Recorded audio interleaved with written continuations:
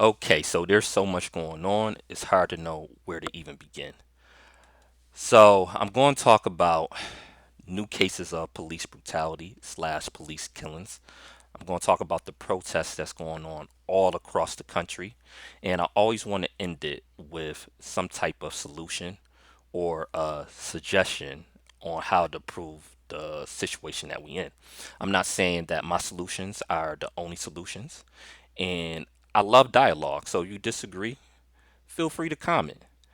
Just keep it respectful. I don't want any trolls, because I think if we hear each other out, a lot of times we could come with a better solution, and or at least just a better understanding where everybody is coming from. So I'm always open for dialogue. So let's get into it. Unfortunately, we have new cases of police killings and police murders and police brutality. The first one is David McAtee. Hopefully, I pronounced the last name right, but he was a barbecue business owner in Louisville, Kentucky. Now, this is coming right after the Breonna Taylor and Kenneth Walker killing slash unjust arrest. And thankfully, because of the people pressure, our brother Kenneth Walker was able to um, get out of jail and all charges were dropped.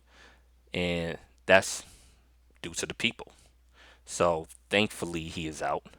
But unfortunately, we have another unarmed person, unarmed black person, killed in Louisville, Kentucky.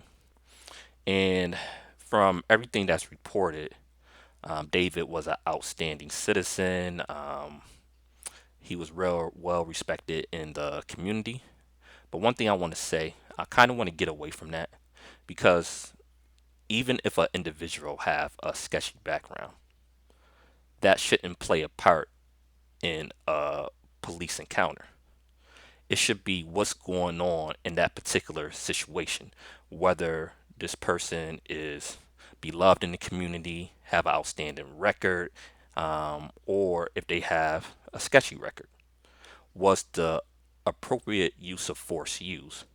That's what it should always come down to, because I don't want to um, use that as an excuse. Because let's just say he had a few arrests, petty arrests. Would that make the killing any less sad? Or would a killing of an unarmed person be more justified? No, it wouldn't. Each case should be looked upon whether the appropriate use of force was used or not. That's it. That is it.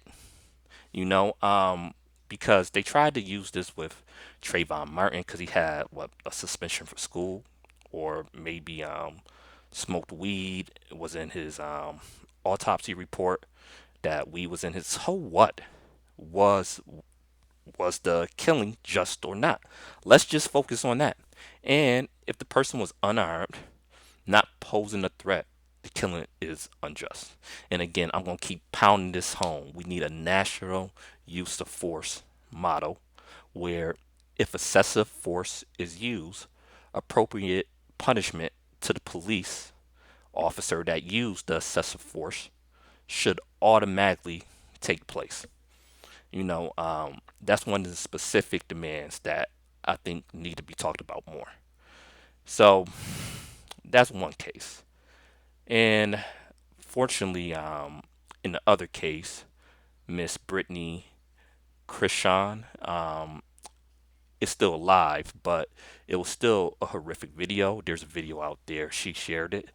Um, Her boyfriend videotaped it, or with his camera phone. So a police officer parked his vehicle on her property, and what she was doing is she was asking him to move, and why was his car on her property. And I guess she called the police on the police, and more police came. Um, I would say that was probably a mistake because I could have told her that the other police wasn't going to take her side.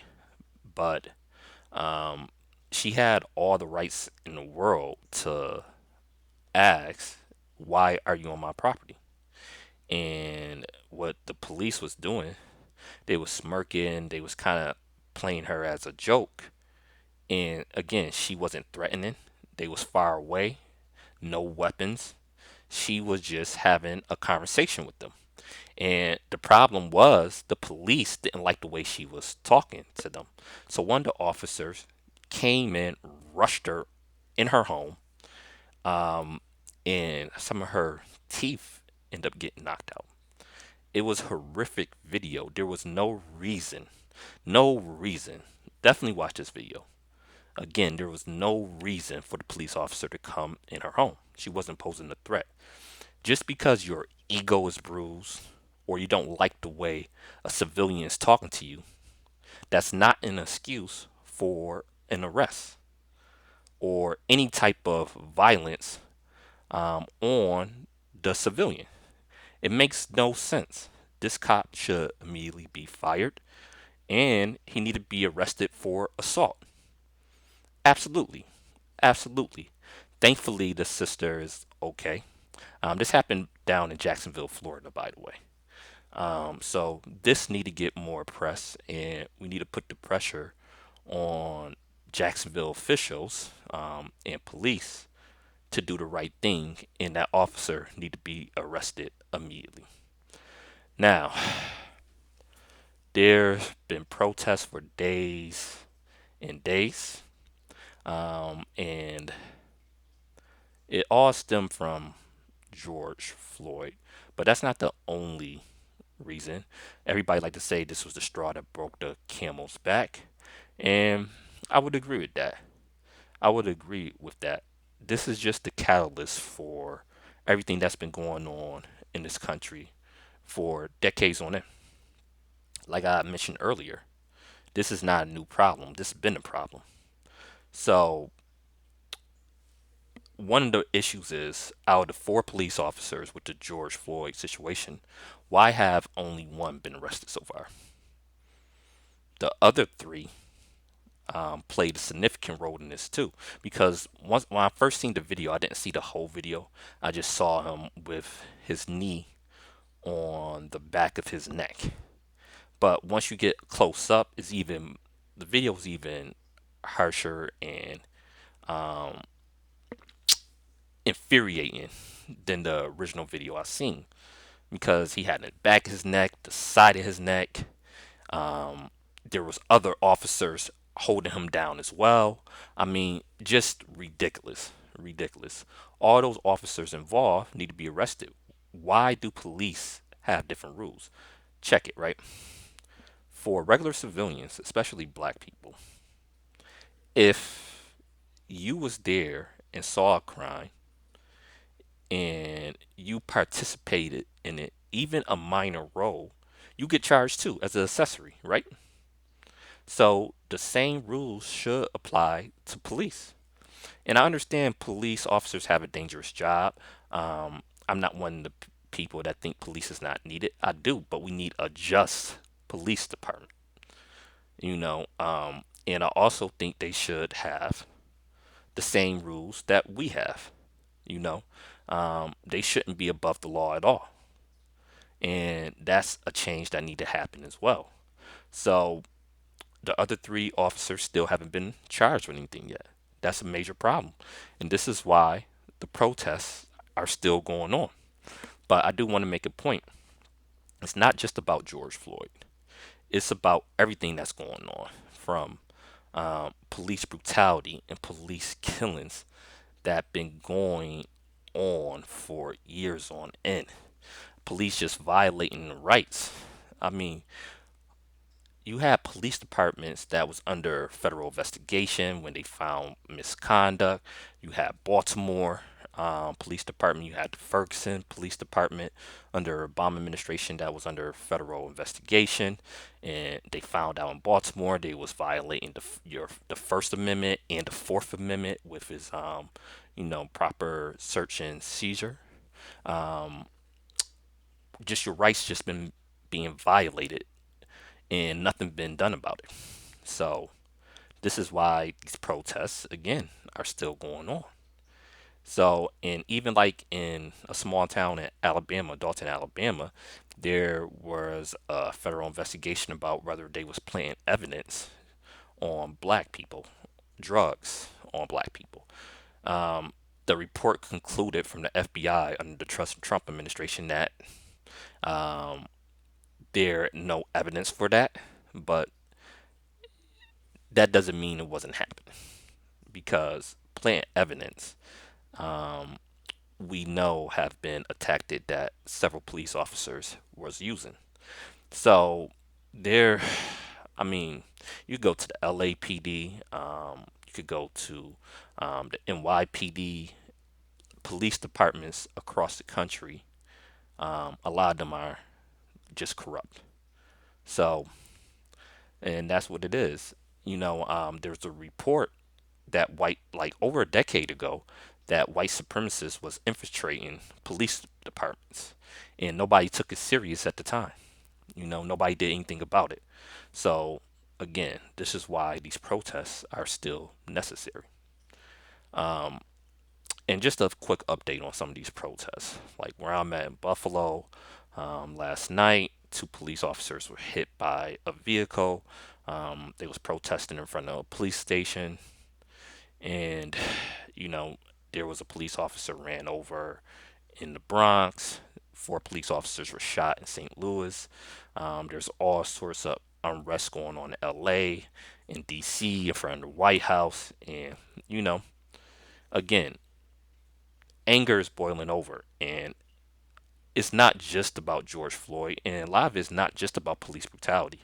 There's people that are protesting because of the situation that they're in economically, and just frustration with the system as a whole, and not just police brutality. So you see a lot of different races out there protesting, and not everybody's protesting for the same thing. Not everybody have the same agenda, and that's to be expected. That's what happens when you have protests. So I'm not surprised about that. We in a situation where our elected leaders have not addressed our problems, and people are sick of it. People are sick of it. Do I think looting and stuff like that is helpful? No, I don't, as I said before. But I'm more concerned about what led to these incidents than that. And like I said, some people just don't know another way. And right now, they're just so angry, they're not trying to hear nothing else. And it it's just a crazy situation we in. But one of the things I want to make clear, and I kind of want to discuss with people that's out there protesting, it's important to have clear demands. I said this in my previous video. I'm going to keep pounding this home. It's important to have specific demands. Why? Because I talked to some people that are out there, and they are thinking that, okay, they not hearing us no other way. We gonna get violent or whatever. Okay, I understand. I think if you are going to destroy property and buildings, it should be targeted. That makes more sense to me. But I understand the frustration, and if you're out there, it's hard for me to even tell people what they should do. Because if this was an easy solution, it would have been done already. you know. But I just want to give an example of Occupy Wall Street, right? That the protest that was going on last decade, right? It gained a lot of media attention, but their demands was too general. That's why it's important to have specific demands, because what they can do, they can say, okay, we agree. We not going to do this X, Y, and Z anymore, right? But it could be some BS. That's why you need to have specific demands. Like one of the things that we need to do is, let's go back to the case in Louisville. No body cameras. Well, they had body cameras, but they didn't turn it on. Now, if you don't turn on your body cam, that's very suspicious, and it should be some type of punishment with that as well. It should be mandatory that anytime you go into somebody's home, make a stop, address a police officer, come up to a civilian, body cameras have to be activated. If it's not, it need to be some type of punishment, you know. And even if we get these officers arrested and they say that, they're going to look into changing how police operates, remember the job is never done. You always got to stay on top of these issues. So that's one of the things I want to convey as well. One last thing. So, Andrew Yang, former presidential candidate, entrepreneur, um, tweeted out some interesting stuff. It was about his solutions. And I might not agree with all of them completely, but, but, but I give him credit for throwing out at least something. Because most of these elected officials are just giving lip service. So he said he thinks that, and these are tweets from him, that we should start a George Floyd police misconduct division of the Department of Justice with a budget of $6 billion a year. I can rock with that. He said hire thousands of federal agents to investigate police misconduct and have Val Demings run it. That's um, Congresswoman from the Orlando area and currently being considered for VP. I mean, I can rock with that too, but they have to change how they hire because again, you have to hire the correct people to investigate these type of incidents. So yes, I can rock with it, but it might not necessarily solve the problem if you don't hire the right people. And how they hire for these positions need to be a topic as well. He also tweeted out, of course, the he wanted to demilitarize the police force. I definitely agree with that. I think a lot of people have been saying that for a long time. Community-based policing, I think that would help, but again, it depends on who you hire because some of these police officers have no intentions on having a positive relation with the community. But yes, I do believe in community policing with oversight, and Andrew Yang added civilian input and oversight as well. I agree with that. But again, who are the people that's going to be over these type of boards? Body cams, that's what I just mentioned. We definitely need body cams and local accountability and officer diversity. Can't argue with any of that. He also said a officer friend of his suggested that there be national training to get away from the shoot to kill and replace with um, intermediate weapons and non-lethal approaches to slow down life or death decision making. Depending on how that implemented, I can rock with that. The one danger with that, if a police officer do get killed using that, it'd be a major political issue and could have some blowback. But I definitely agree with that as well. So at least Yang is coming up with some type of suggestions, even though I would go a little bit further. I do want to give him props for that. He does come out with different suggestions, even though I disagree with some of his positions. But his UBI, I think he's correct with that. Maybe I would change how you implement it, but I think these times are showing that we need a universal basic income. So I just want to give a shout out to Andrew Yang. And thanks for tuning in. Share the video. I'm going to keep them coming for y'all at least every Tuesday and Thursdays. Hopefully, I can start doing Sundays as well. But every Tuesday and Thursday, I'm going to come up with some videos for y'all. I'm still working on these series, Consciousness and Comics, the presidential series. Don't worry, those are coming as well. Thanks for tuning in to Say What I Mean. Subscribe, share, and peace.